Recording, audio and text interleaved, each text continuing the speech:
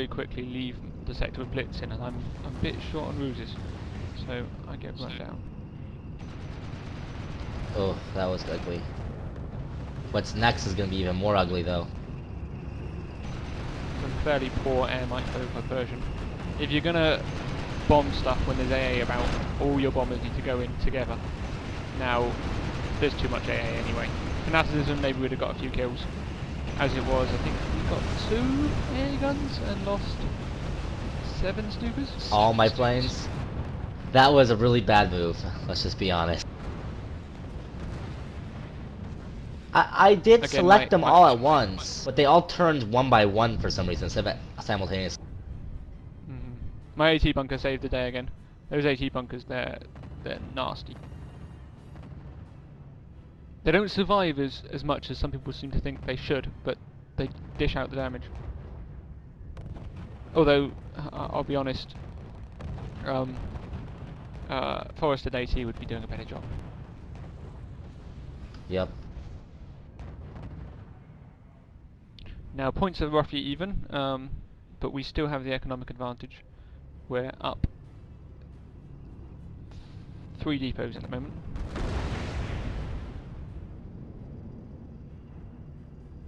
There's a little skirmish going on the left. They're trying to clear my infantry from there so they can build the depots.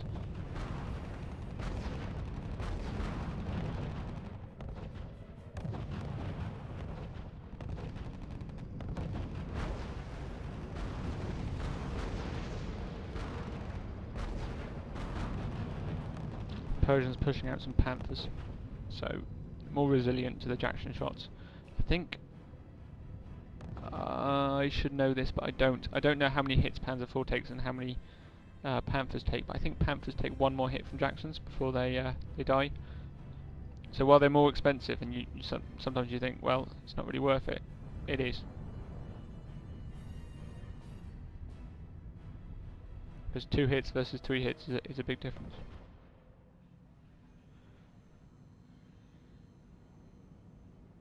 And I was like, yeah, we need AT in the woods. Yeah, but Persian said AT in the woods, and suddenly I'm pumping out advanced AT, and I'm, you know, I've got quite a bit of money spare. Sometimes I have too much money spare when I play.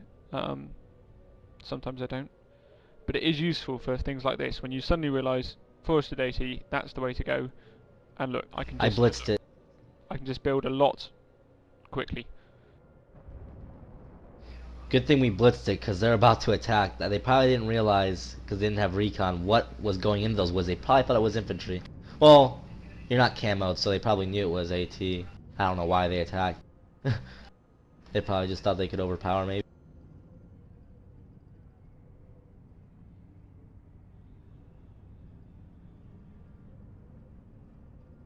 I think you're making a bit too much AT now. No, you're not. There's no such. They've only got tanks. You can't make too much AT when all they've got is tanks. Tanks and tank destroyers, that is.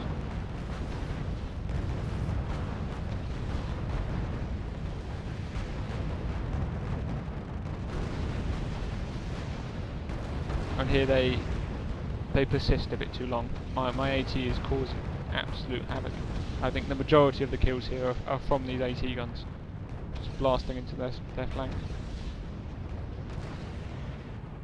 And then I hit the Fanat and chase him down. I'm going into territory that's not Fanated, so they're routing again. And in my mind, that was the game. Game over. We've got the better economy we have had for a bit, and now we're 200 points up. So that means we have more, and we have the opportunity of building more. And I also did just snipe one of their depots in the back, if anyone notices.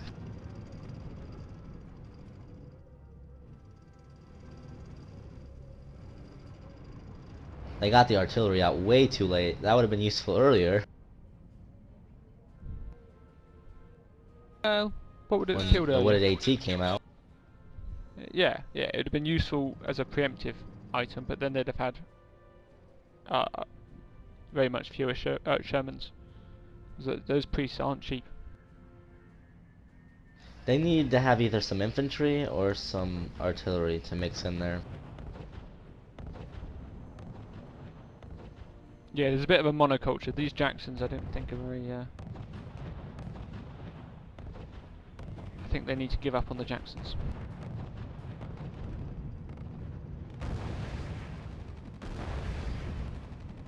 It's a decisive victory now, but that was a scary game for us. I thought they almost broke through my base. I mean, they almost got in my base. They did get in my base, but luckily I killed them. It was a close run thing. And now, as they have been doing to us, pushing on a single base and leaving the other one isolated, we're pushing on the Sherman builder with a group of tanks. Now the Jacksons are coming in, and we go, oh right, Jacksons, that's a lot of them. So we pull back a little bit, just play a little bit cautiously while the infantry comes in, because he's only got Jacksons, no Shermans. The other guy's got Shermans, no Jacksons. So if the infantry comes in, you can cut off the Jacksons. Sniped their artillery base. Jackson herding, it's like sheep.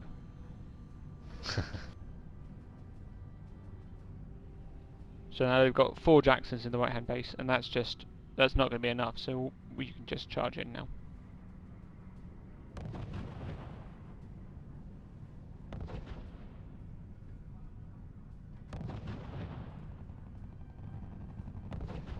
And I think the pivotal moment of this game was the forested AT. It's something I should have realised earlier. It was a mistake not doing it earlier. It would have been easier. Because this map has so many forests, and what's more, you don't actually need the forests. I mean, they're infantry AT really, forested AT, and they are a hard counter to tank destroyers.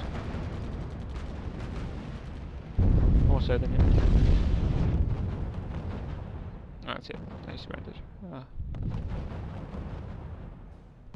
So I think key lesson from that one was. Infantry-based AT kills tank destroyers, kills tanks as well, and that's what we needed to counter what they did. Also, the base defences, when they're hitting you hard, a base defence can really turn the tide. It can, like an early rush of 3 Shermans can be completely turned away by a Siegfried. Later pushes, your base defence AT guns can really do some damage. That does not. You shouldn't build base defense blindly. You should only do it when there's actually a threat. But you should definitely well, do it if needed. If you see that they're rushing like that, they're rushing, so you turtle, but then you stop turtling and you boom after you repel the rush, and you're gonna, because they lost money because you repelled their rush, and now you saved all your stuff with that bunker or 2 that you made. And that little bit of infantry you made, and now you have the extra money you can use towards making supply depots, while they have to rebuild their entire force they just wasted. Well, the income is basically quite what interesting happened in this game. If you look at our total incomes, me and Persian and I, grammar, I've got approximately $200 more having come in, all through control of supply depots. So while the fights weren't going very well, we had the stronger economy, and they weren't going badly enough to kill us. Until, well, okay, that infantry-based AT, it could have been built earlier.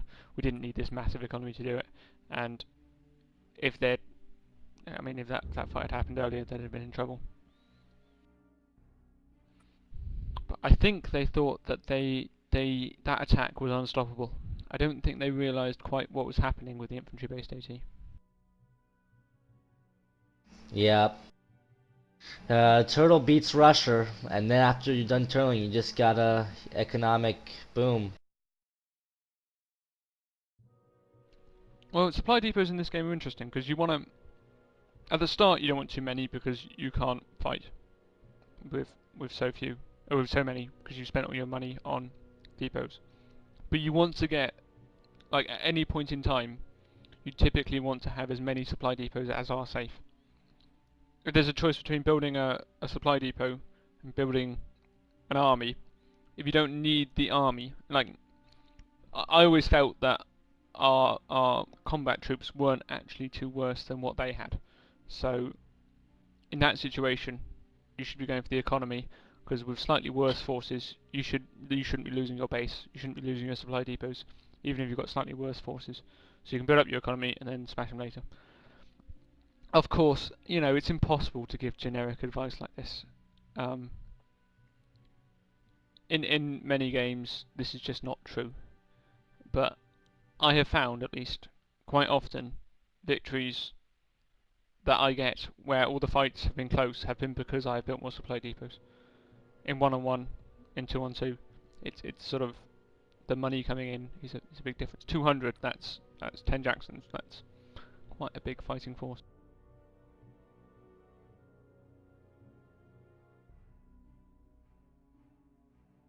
Well, I guess that about wraps it up, huh? Yeah, I think so. Um, can't think of anything else to say myself. Well, I hope you enjoyed the video. Till next time. Bye bye.